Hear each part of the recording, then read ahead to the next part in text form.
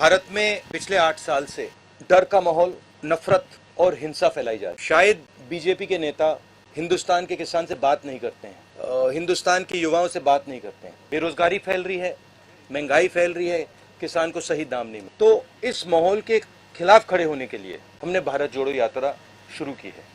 तो बीजेपी का प्रेस पे कंट्रोल है, इंस्टीट्यूशनल स्ट्रक्चर पे कंट्रोल है, जुडिशरी पे प्रेशर डालते हैं। ठीक है, जब हम वहां कुछ बोलने की कोशिश करते हैं, चाहे वो नोटबंदी की बात हो, चाहे वो जीएसटी की बात हो, चाहे वो चाइना की बात हो, वो माइक ऑफ हो जाता है। सर, मैं आपका नौकर रहना चाहता हूं, ये मैंने नहीं लिखा, ये सावरकर जी ने लिखा है। तो इसको आप पढ़ लीजिए, देख लीजिए। अगर फडणवीस जी देखना चाहते हैं इसको, वो भी देख लें। सावरकर जी ने अंग्रेजों की मदद की थी। तो आपने कहा कि भारत जोड़ो की क्या जरूरत अगर भारत टूटा ही नहीं है। देखिए, भारत में पिछले 8 साल से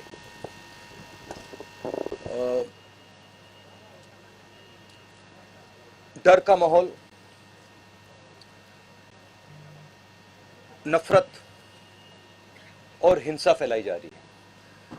शायद बीजेपी के नेता हिंदुस्तान के किसान से बात नहीं करते हैं, हिंदुस्तान के युवाओं से बात नहीं करते हैं, क्योंकि अगर वो उनसे बात करते तो उनको पता लगता कि हिंदुस्तान के किसान को, हिंदुस्तान के युवा को सामने का रास्ता नहीं दिख रहा है।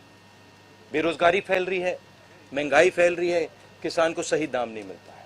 ठीक है, तो इस माहौल के खिलाफ खड़े होने के लिए हमने भारत जोड़ो यात्रा शुरू की है और ये कन्याकुमारी से श्रीनगर तक जाएगी।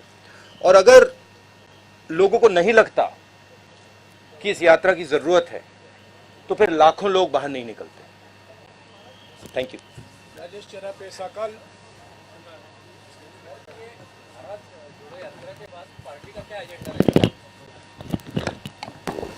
भैया, ये आपको कांग्रेस प्रेसिडेंट से पूछना पड़ेगा, खारगे जी से। He is now the president of the Congress party and he is the person who's going to give direction. मेरा लक्ष्य भारत जोड़ो यात्रा पर है। अब ये इसमें 2-3 महीने और लगेंगे, तो मेरा पूरा का पूरा फोकस इस यात्रा पे है और बहुत बहुत अच्छा लग रहा है मुझे, क्योंकि बहुत सीखने को मिल रहा है, बहुत लोगों से समझने को मिल रहा है और बहुत प्यार मिल रहा है। पॉजिटिव बात है, प्लान तो नहीं है, मगर महात्मा गांधी कुछ चीज़ थे और हम कुछ और हैं। मतलब कोई ये कंपैरिजन मत कीजिए प्लीज़, ये हमें मतलब ये गलत कंपैरिजन है। No event. He is Mahatma Gandhi ने देश को रास्ता दिखाया। महात्मा गांधी ने अपनी पूरी जिंदगी देश के लिए लड़ने में लगा दी, तो कोई कंपैरिजन नहीं।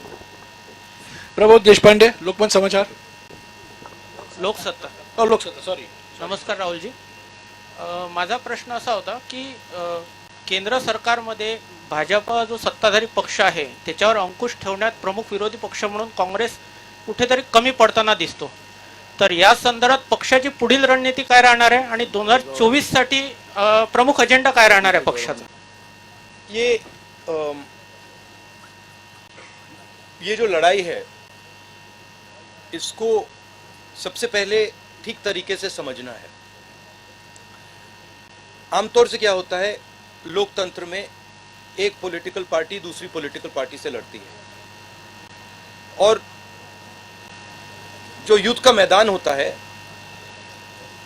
उसको जो देश के इंस्टीट्यूशंस होते हैं वो उस युद्ध के मैदान में फेयरनेस क्रिएट करते हैं। आज क्या है कि ये एक राजनीतिक पार्टी और दूसरी राजनीतिक पार्टी के बीच में लड़ाई नहीं है, और मैं सिर्फ कांग्रेस की बात नहीं कर रहा हूं। एक तरफ हिंदुस्तान के सारे इंस्टीट्यूशंस खड़े हैं, बोलना नहीं चाहिए, मगर विपक्ष का प्रेस पे तो कंट्रोल नहीं है, हैगा? प्रेस पे तो कंट्रोल नहीं है ना। तो बीजेपी का प्रेस पे कंट्रोल है, इंस्टीट्यूशनल स्ट्रक्चर पे कंट्रोल है, जुडिशरी पे प्रेशर डालते हैं। तो ये परसेप्शन सच परसेप्शन नहीं है, ये परसेप्शन सुपरफिशियल ऊपर का परसेप्शन है। मगर अगर आप नीचे जाएं और जनता से पूछें तो आपको बहुत एकदम दिख जाता है कि जनता क्या कह रही है और ऊपर परसेप्शन क्या बन रहा है, उसमें फर्क है।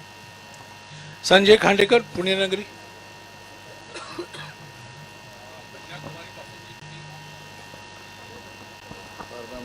कन्याकुमारीपासून तुम्ही जी पदयात्रा सुरू केलेली आहे भारत जोडोची.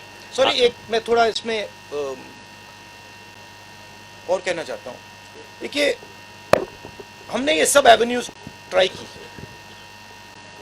प्रेस की एवेन्यू ट्राई की, हमने पार्लियामेंट में अपनी बात रखने की कोशिश की. सिर्फ मैंने नहीं, सिर्फ कांग्रेस पार्टी ने नहीं, विपक्ष की सब पार्टियों ने. ठीक है, जब हम वहाँ कुछ बोलने की कोशिश करते हैं, चाहे वो नोटबंदी की बात हो, चाहे वो जीएसटी की बात हो, चाहे वो चाइना की बात हो, वो माइक ऑफ हो जाता है. तो यात्रा हमने इसलिए चालू की है कि हमारा और विपक्ष को कोई और रास्ता ही नहीं बचा है. राहुलजी, कन्याकुमारीपासून तर आता मध्य महाराष्ट्रापर्यंत तुमची भारत जोडो यात्रा सुरू आहे. या दरम्यान सर्वात मोठी समस्या देशात काय आढळली तुम्हाला तुमच्या पाहणीत? सबसे बड़े मुझे दो प्रॉब्लम्स दिख रहे हैं. एक प्रॉब्लम है कि युवा को यह भरोसा नहीं है कि उसे रोजगार मिल सकता है. चाहे वो कुछ भी पढ़ ले, किसी भी यूनिवर्सिटी में चला जाए, सर्टिफिकेट मिल जाए, मगर वो आपको गारंटी करके ये नहीं कह सकता कि अगर मैंने इंजीनियरिंग की ट्रेनिंग की है तो मैं इंजीनियर बनूंगा या मजदूरी करूंगा. और ये यूनिवर्सल है. मतलब मुझे जो पढ़ाई कर रहे हैं उनमें से एक युवा नहीं मिला जिसने कहा हाँ मुझे मुझमें कॉन्फिडेंस है कि मुझे रोजगार मिल जाएगा. तो ये पहला बड़ा मुद्दा है. उसको अगर आप थोड़ी गहराई से देखें तो उस युवा के माता पिता ने मेहनत करके उसे उसकी शिक्षा के लिए पैसा मोस्टली प्राइवेट प्लेयर्स को दिया है, प्राइवेट इंस्टीट्यूशंस को दिया है.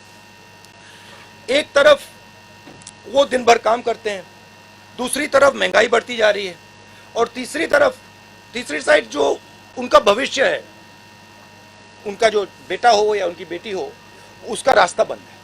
तो पहला प्रॉब्लम ये है. दूसरा प्रॉब्लम किसानों का प्रॉब्लम है. जो देश को भोजन देता है, जो प्रोडक्टिव एलिमेंट है हिंदुस्तान, उसको कोई सपोर्ट नहीं, उसको कोई मदद नहीं है, उसको सही दाम नहीं मिलता. वो बीमा भरता है, उसको जब आंधी आती है, तूफान आता है, उसको मतलब पैसा नहीं मिलता, कर्जा माफ उसका कभी नहीं होता. तो ये दो बड़े मुद्दे, बड़े प्रॉब्लम्स दिख रहे हैं. और तीसरा जो है जुड़ा हुआ है कि सब लोग ये कहते हैं कि अगर शिक्षा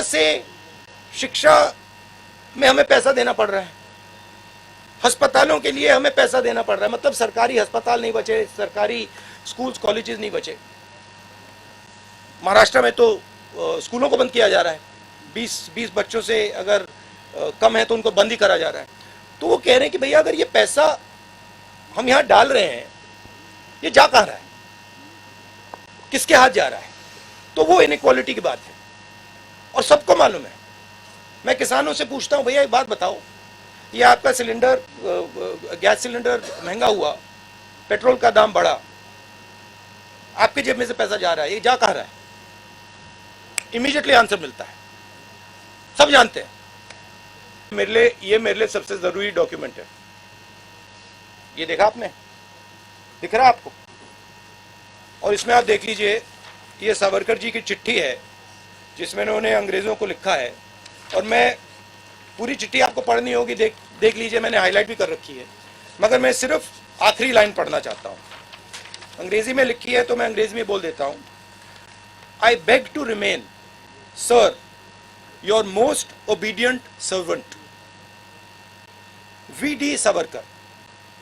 हिंदी में ट्रांसलेशन कर देता हूं. सर, मैं आपका नौकर रहना चाहता हूं. ये मैंने नहीं लिखा, ये सावरकर जी ने लिखा है. तो इसको आप पढ़ लीजिए, देख लीजिए. अगर फडणवीस जी देखना चाहते हैं इसको वो भी देख लें। तो मैं तो इसमें बहुत क्लियर हूं, सावरकर जी ने अंग्रेजों की मदद की थी सिवाड़े, मतलब रोकने, यात्रा को रोकने के लिए। रोक दीजिए, कोई प्रॉब्लम नहीं है, रोक दीजिए। देखिए, किसी का कोई विचार हो उसको रखना चाहिए, और अगर सरकार को लगे कि भारत जोड़ो यात्रा को रोक देना चाहिए तो रोकने की कोशिश कीजिए, करिए। मैं ये आप डिस्ट्रैक्ट करने का बहुत अच्छा तरीका है। हमारा काम भारत जोड़ो यात्रा का काम है, हमें भारत को जोड़ना है। ये इस सवाल के बारे में हम सोच ही नहीं रहे। हम सिर्फ हम कन्याकुमारी से शुरू किए हैं, हम श्रीनगर तक जाएंगे और वहां पर हम तिरंगे को लहराएंगे। ये हम कर रहे हैं, ये हमारी तपस्या है, और हम और कुछ चीज के बारे में नहीं सोच रहे।